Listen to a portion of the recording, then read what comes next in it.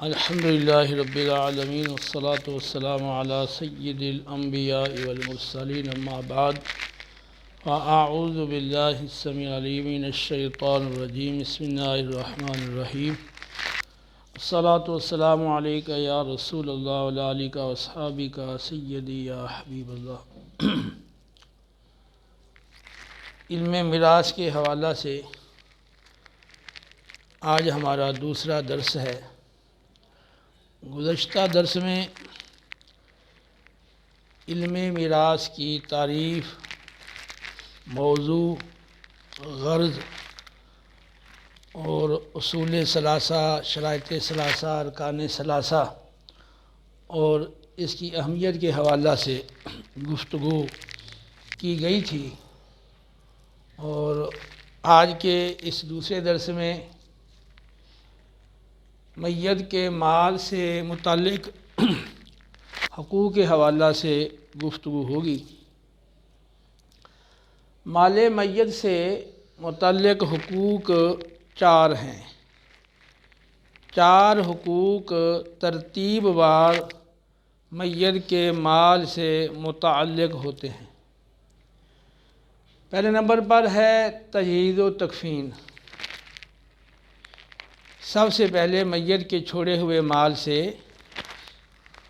اس کی تجہیز و تکفین کا اہتمام اور انتظام کیا جائے گا۔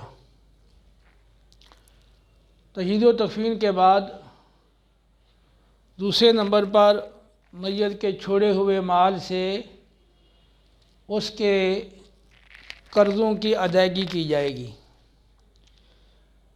قرضوں کی ادائیگی کے بعد تیسرے نمبر پر باقی ماندہ مال کے تیسرے حصے سے میت نے اگر کوئی وصیت کی ہو تو اسے پورا کیا جائے گا، اور چوتھے نمبر پر مزید جو مال ابھی باقی ہے وہ ورثاء میں شریعت کی ہدایات کے مطابق تقسیم ہوگا۔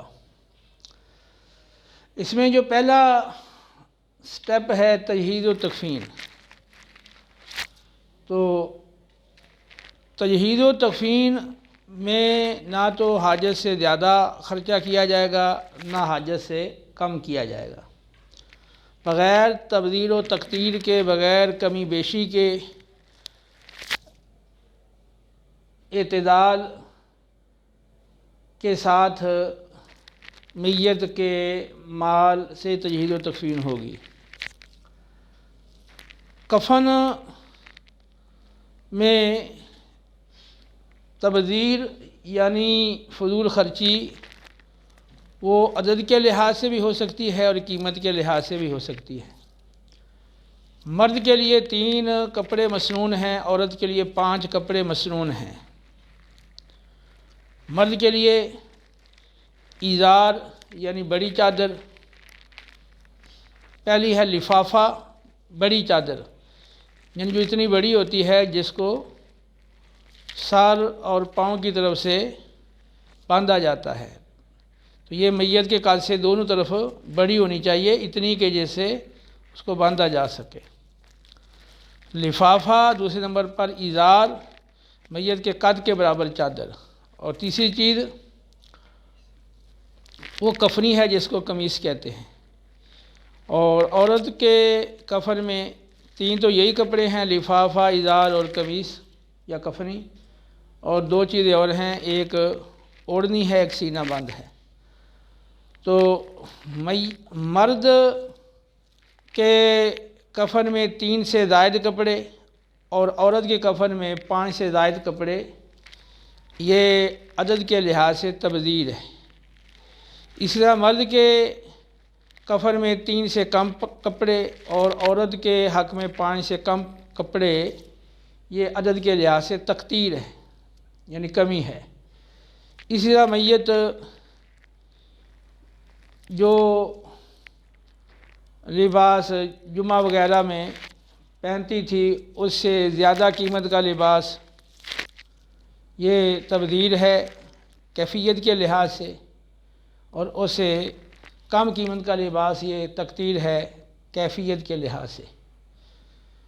تو بغیر تبدیل و تقدیر کے، بغیر کمی اور زیادتی کے، اعتدال کے ساتھ میت کے مال سے اس کی تجہیز و تکفین کا انتظام کیا جائے گا۔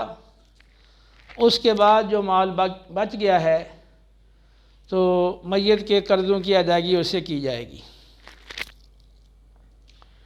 قرضوں کی ادائیگی یہ وصیت پر مقدم ہے، اگرچہ قرآن پاک میں وصیت کا ذکر پہلے آیا، لیکن روایات سے اور امت کے اتفاق سے یہ بات ثابت ہے کہ قرضے یہ مقدم ہیں، قرضوں کی ادائیگی مقدم ہے۔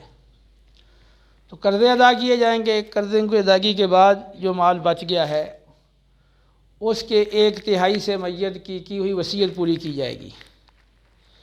وصیت کے بارے میں ایک تو یہ بات ذہن میں رکھیں کہ لا وصیۃ لوارث، وارث کے لیے وصیت جائز نہیں ہے۔ وارث کو تو وراثت سے مقررہ حق ہی ملے گا، مقررہ حصہ ملے گا، تو وارث کے علاوہ کسی اور کے لیے وصیت کی جا سکتی ہے۔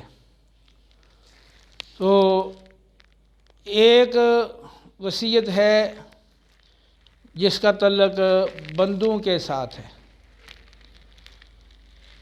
اور ایک وصیت وہ ہے جو میت کے حج بدل اور یا کفارہ یا روزوں کا فدیہ وغیرہ اس کے ساتھ تعلق ہے۔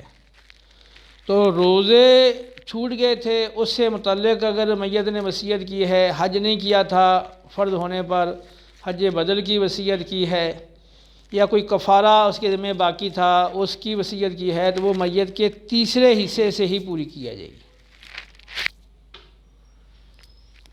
اسی طرح بندوں کے لیے جو وصیت کی ہے تو اس کو بھی تیسرے حصے سے پورا کیا جائے گا۔ ہاں اگر سارے بالغ ہوں اور وہ اس وصیت کو تیسرے حصے سے زائد میں بھی جائز رکھیں تو پھر زائد سے بھی وصیت وہ پوری کی جا سکتی ہے۔ چوتھے نمبر پر ورثاء میں تقسیم۔ اب تجہیز و تکفین بھی ہوگی، قرضے بھی ادا ہو گئے، وصیت کا نفاذ بھی ہو گیا، اب جو مال بچ گیا ہے اب یہ ورثاء میں تقسیم ہوگا۔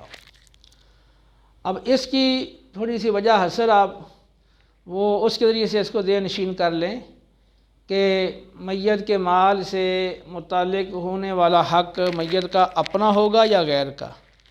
اور میت کا اپنا ہو تو وہ ہے تجہیز و تکفین۔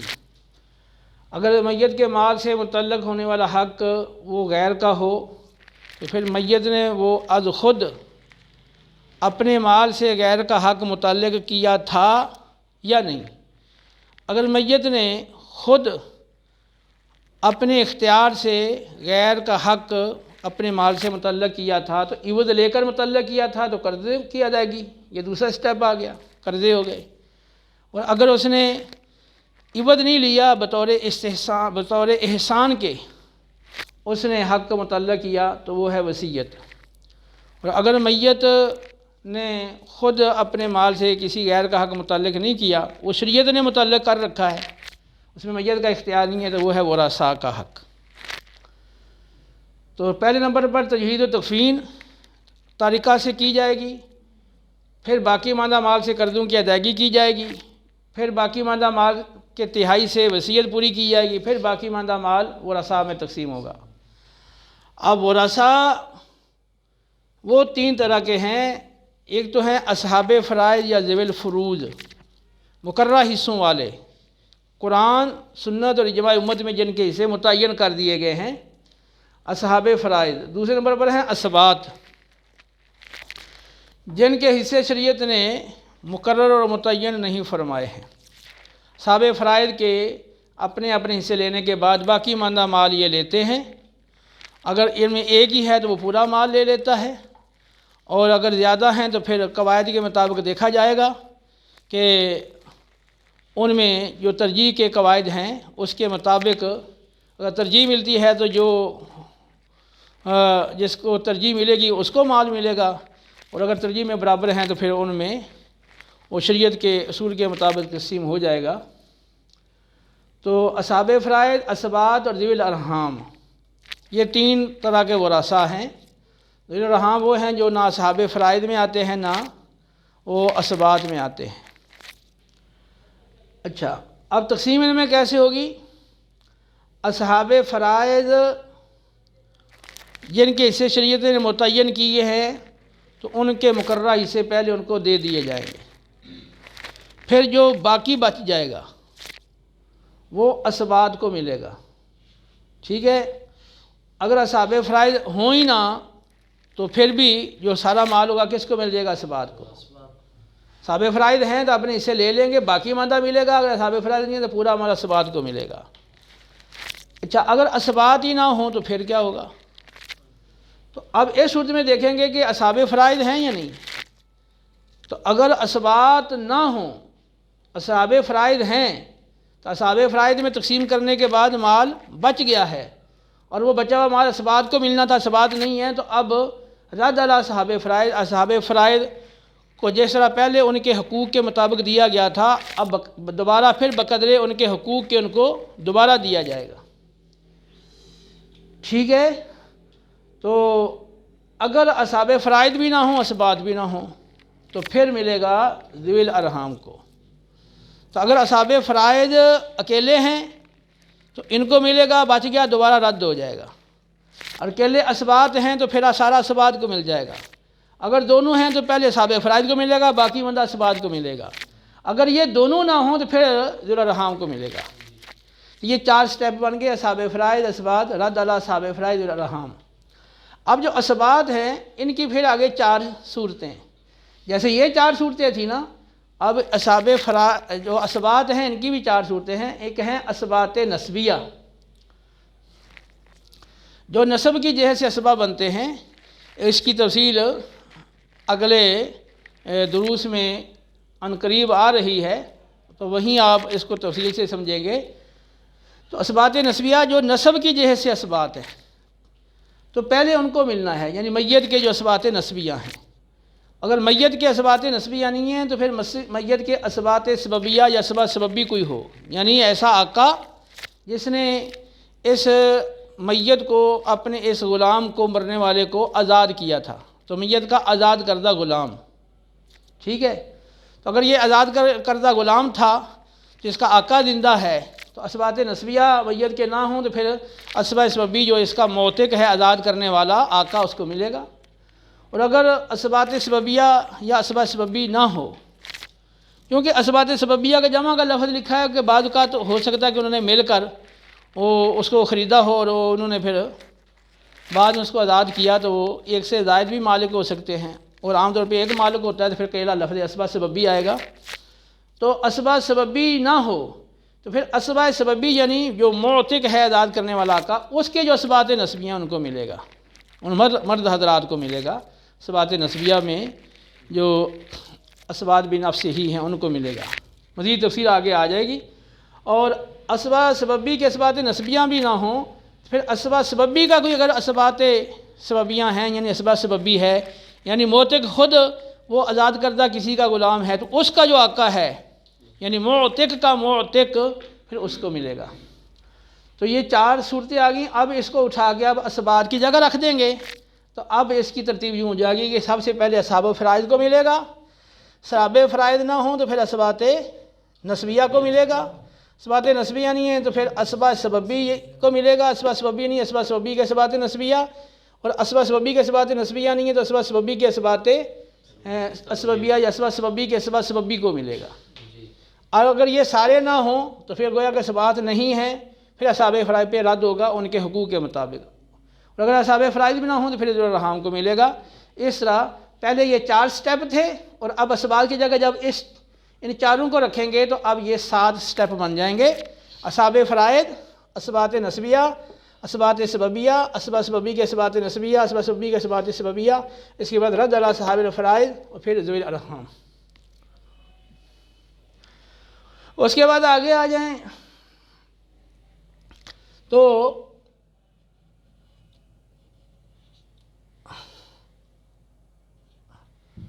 مول الموالات، یہ ورثہ کے بعد پھر اگر یہ نہ ہوں تو پھر ہے مول الموالات، یہ بھی 4 ہیں، جیسے یہ 4 شکلیں تھیں اور اسبات کو کھولیں تو پھر یہ 7 سٹیپ بن جاتے ہیں۔ تو 4 یہ ہیں، 4 اوپر تھے، 4 یہ ہیں، اور اس کو کھولیں گے تو 7 بنیں گے، اور 4 یہ ہیں، ٹھیک ہے۔ اس کے بعد مول الموالات یعنی مجہول النسب شخص دوسرے کو کہتا ہے کہ میں اگر مر جاؤں تو تو میرا وارث ہوگا، اور اگر مجھ سے کوئی جنایت، کوئی جرم ہو جائے اور اس کی وجہ سے مجھ پہ تاوان آ پڑے تو وہ تاوان تو ادا کرے گا۔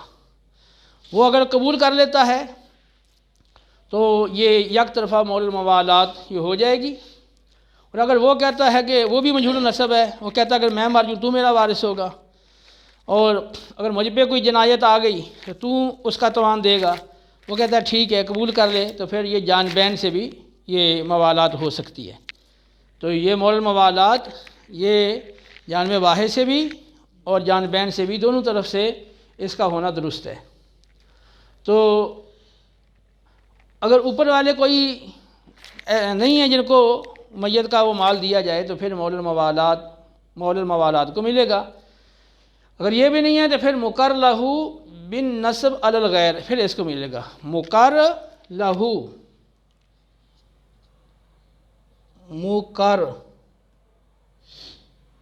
مقرن ہے اصل، لہو بن نصب علی الغیر۔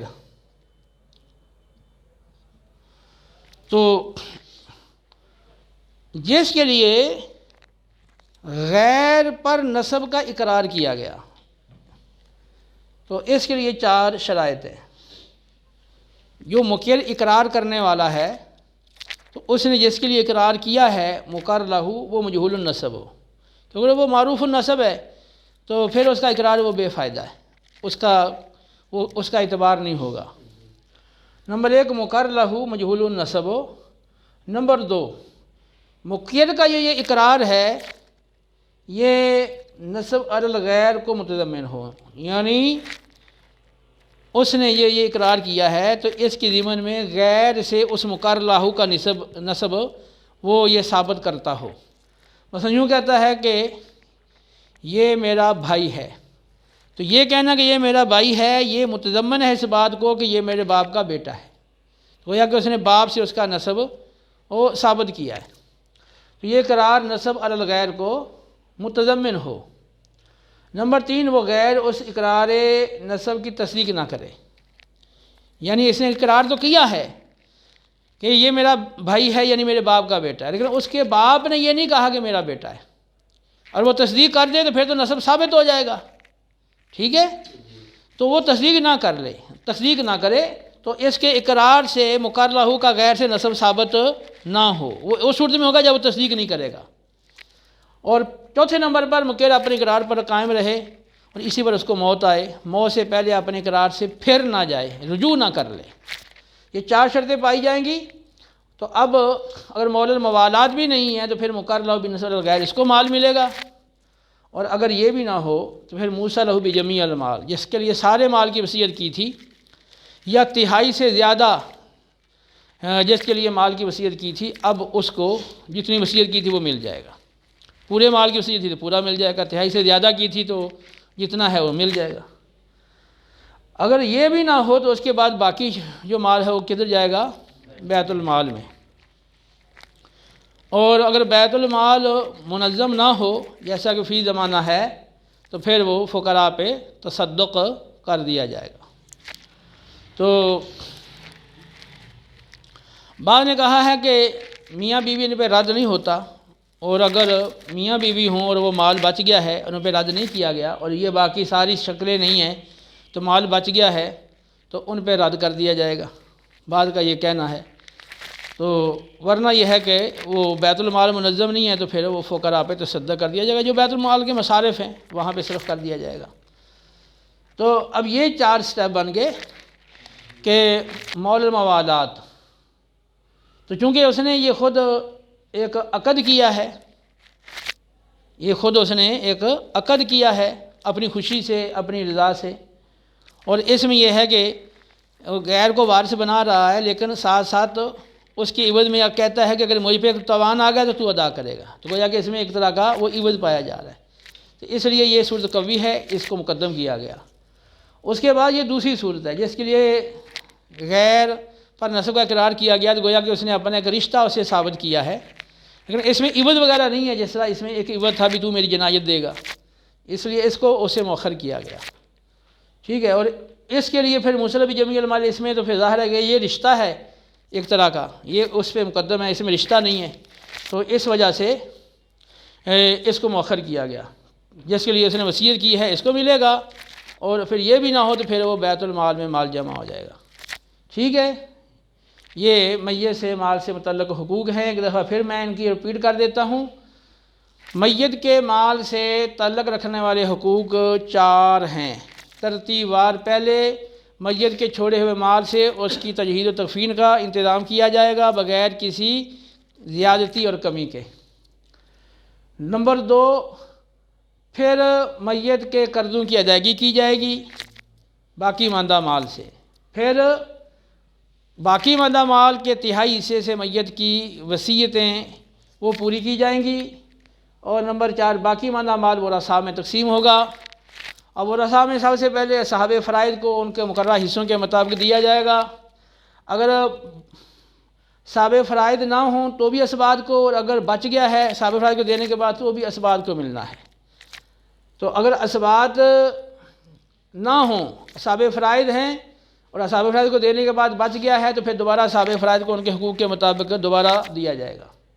اگر اصحاب فرائض بھی نہیں ہے، اسباد بھی نہیں ہے، تو پھر کس کو ملے گا؟ پھر ارحام کو۔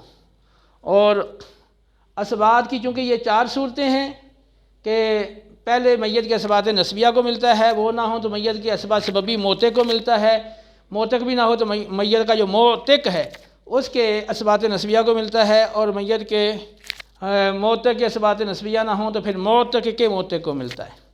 تو یہ آپ اسباد کی جگہ 4 صورتیں رکھ لیں گے تو یہ بن جائے گا اصحاب فرائض، اسباد نسبیہ، اسباد سببیہ، اسباد سببی کے اسباد نسبیہ، اسباد سببی کے اسباد سببیہ، رد علی اصحاب الفرائض والارحام۔ اگر یہ ورثہ نہیں ہے تو پھر یہ 4 صورتیں ہیں، مول موالات، موجود نسب شخص جو دوسرے کو کہے میرے مرنے پر تو میرا وارث ہوگا، اگر مجھ سے کوئی جرم ہو جائے، جنایت ہو جائے تو اس کا توان دے گا۔ یہ یک طرفہ بھی ہو سکتا ہے، موالات ہو سکتی ہے، عقد موالات، اور جان بین سے بھی عقد موالات ہو سکتا ہے۔ تو مورد موالات اگر نہ ہو تو پھر مقر لہ بنسب الغیر، اس کے لیے 4 شرطیں ہیں کہ جس کے لیے نسب اقرار کیا گیا ہے غیر پر نسب کا، وہ مقر لہ مجہول النسب ہو۔ نمبر 2، یہ اقرار نسب علی الغیر کو متضمن ہو، یعنی اس اقرار سے غیر سے نسب ضمناً ثابت ہو رہا ہو۔ اور نمبر 3، وہ غیر اس اقرار نسب کی تصدیق نہ کرے، یعنی اس غیر نے اگر تصدیق کر دی تو نسب ثابت ہو جائے گا۔ یہاں شرط یہ ہے کہ وہ غیر تصدیق نہ کرے اور وہ نسب اس کے اقرار سے ثابت نہ ہو۔ اور نمبر 4، مقر اپنے اقرار پر مر جائے، وہ اپنے اقرار سے رجوع نہ کرے۔ 4 شرطوں کے ساتھ مقر لہ بنسبت الغیر کو ملے گا، یہ بھی نہ ہو تو پھر موسیٰ لہ بجمیع المال کو ملے گا، یہ نہ ہو تو پھر وہ مال بیت المال میں جائے گا، بیت المال نہ ہو تو فقراء جو بیت المال کے مصارف میں آتے ہیں ان پہ صرف کر دیا جائے گا۔ یہ آج کا ہمارا دوسرا درس تھا، اس کو اب اچھی طرح ذہن نشین کر لیں، انشاءاللہ پھر آئندہ اگلا درس ہوگا۔ وما علینا الا البلاغ المبین۔